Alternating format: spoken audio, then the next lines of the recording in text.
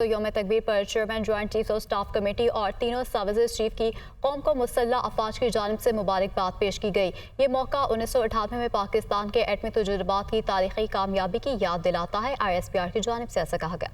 اس اہم دن پر مسلح افواج مادر وطن کی خود مختاری اور وقار کے دفاع کے عزم کا اعادہ کرتی ہے۔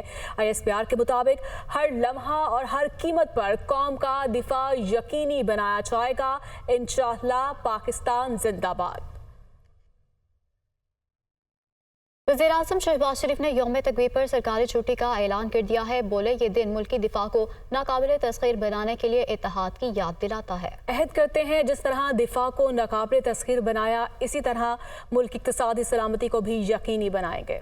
یوم تکبیر پر ملک بھر میں سرکاری تعطیل کا اعلان، کابینہ ڈویژن نے نوٹیفیکیشن جاری کر دیا۔ وزیراعظم شہباز شریف نے یوم تکبیر پر اپنے بیان میں کہا کہ یوم تکبیر سیاسی اور دفاعی قوتوں کے ایک جھنڈے تلے جمع ہونے کی یاد دلاتا ہے۔ آج کے دن پوری قوم نے فیصلہ کیا کہ ملک کی دفاع پر کسی قسم کا بیرونی دباؤ قبول کر کے سمجھوتا نہیں کیا جائے گا۔ اس دن ذوالفقار علی بھٹو کو پاکستان کے ایٹمی پروگرام شروع کرنے اور اسے جاری و ساری رکھنے میں اہم کردار ادا کرنے والے سائنسدانوں کو بھی خراج تحسین پیش کرتے ہیں۔ وزیر اعظم نے مزید کہا کہ آج کے روز عہد کریں کہ نہ صرف بیرونی دشمنوں بلکہ پاکستان میں موجود 9 مئی جیسے واقعات سے انتشار کے خواہش مند عناصر کی شرپسندی کو اتحاد، تنظیم اور یقین محکم کے ساتھ ساتھ دن رات محنت سے ناکام بنائیں گے۔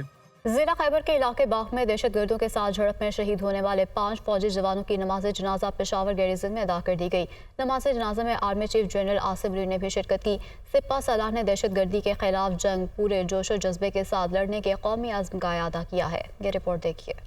ضلع خیبر میں شہید 5 فوجی جوانوں کی نماز جنازہ پشاور گیریزن میں ادا، آرمی چیف جنرل سید آصم منیر کی بھی شرکت۔ شہداء کے جسد خاکی پورے فوجی اعزاز کے ساتھ تدفین کے لیے آبائی علاقوں کو روانہ۔ ضلع خیبر کے علاقے باغ میں دفاع وطن پر قربان ہونے والے ضلع لیا کے 32 سالہ شہید سپاہی تیمور اور ضلع باغ کے رہائشی 22 سالہ سپاہی نادر صغیر شہید کی نماز جنازہ ادا کر دی گئی۔ ضلع خوشاب کے 23 سالہ محمد یاسین شہید، ضلع پونچھ کے 30 سالہ لانس نائک دانش افکار شہید اور کہوٹا کے 32 سالہ نائک اشفاق بٹ شہید کی نماز جنازہ بھی پشاور گیریزن میں ادا کی گئی۔ نماز جنازہ میں سول اور فوجی افسران نے بڑی تعداد میں شرکت کی۔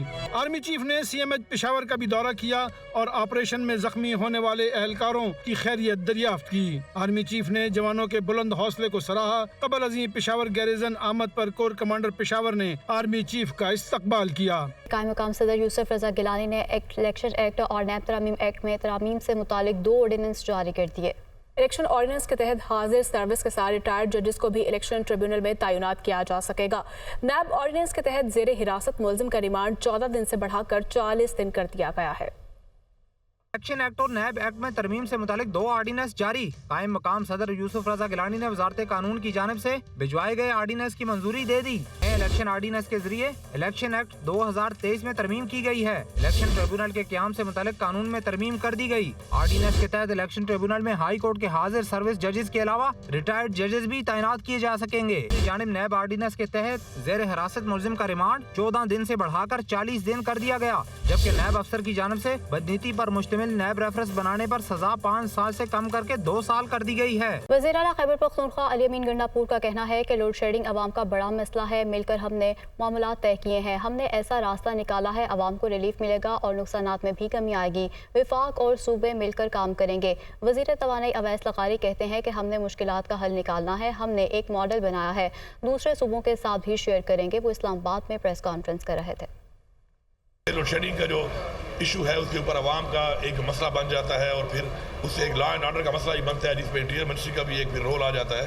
تو مل بیٹھ کے ہم نے اس پہ بات کی ہے اور ہم نے یہ انشور کیا ہے کہ ہمارا جو سسٹم کے اندر جو ایسے لاسز ہیں، ایسی کمیاں ہیں کہ جو پاکستان کو نقصان دے رہی ہیں، تو اس پہ ہم اپنا کردار ادا کریں گے اور اس طرح کے ایریئرز ہیں انشاءاللہ وہ بھی ہم ادا کریں گے اور جو لاسز کی جو وجوہات ہیں ان کے اوپر مل کے کام ہوگا۔ ہم وہاں پر اپنا ایسا کام کریں کہ لوگوں کو ریلیف دیں، تو وہاں پہ انشاءاللہ ہم جائیں گے ٹوورڈ سولر، ہم اپنے لوگوں کو سولرائزیشن کی طرف لے کے جائیں گے۔ پاکستان کے اندر جو نقصان معاشی ہو رہا ہے اس کے اندر یہ بہت بڑا نقصان تھا. جو ماڈل آج ہم نے ایک دوسرے کے ساتھ بیٹھ کے بنایا ہے اس کو ہم اور صوبوں کے اندر بھی ریپلیکیٹ کریں گے. لا اینڈ آرڈر کی سچویشن کے پی کے میں بنتی ہے تو ہمارا سب کا کنسرن ہے. آلدو یہ پروونشل اسٹیپ ایشو ہے لیکن ڈیفینیٹلی فیڈرل گورنمنٹ کو بھی اس میں ایشو آتا ہے.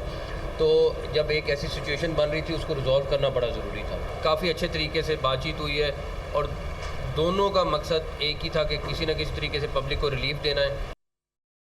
تو وہیں رہنما مسلم لیگ نون رانا ثناء اللہ صاحب کہتے ہیں کہ سینٹرل ورکنگ کمیٹی نے شہباز شریف کا بطور صدر استعفیٰ منظور کر لیا. کل صبح 10 بجے سے 12 بجے تک کاغذات نامزدگی وصول کیے جائیں گے. انہوں نے لاہور میں پریس کانفرنس کے دوران مزید کہا کہ حماقت کسی کی اما پر نہیں ہمیشہ اندر سے ہوتی ہے.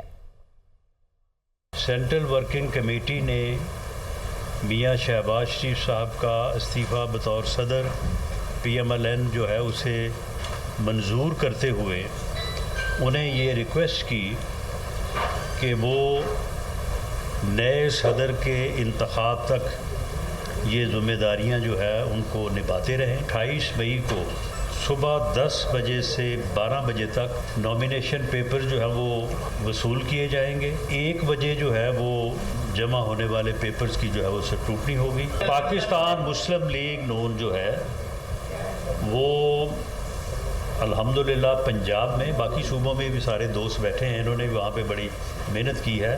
ڈویژن, ڈسٹرکٹ, صوبائی حلقہ اور UC لیول تک موجود ہے. میں ان کے لیے دعا گو ہوں. بے شک وہ میرے یعنی میں سیاسی طور پہ میں ان سے متفق نہیں ہوں, لیکن میں ان کے لیے دعا گو ہوں کہ اللہ تعالیٰ انہیں مجیب الرحمان صاحب کے انجام سے جو ہے وہ بچائے. میں تو پچھلے 2 سال سے قوم کو یہ متنبع کرتا آ رہا ہوں کہ یہ بندہ جو ہے اس ملک اور قوم کو کسی حادثے سے 2 چار کر دے گا.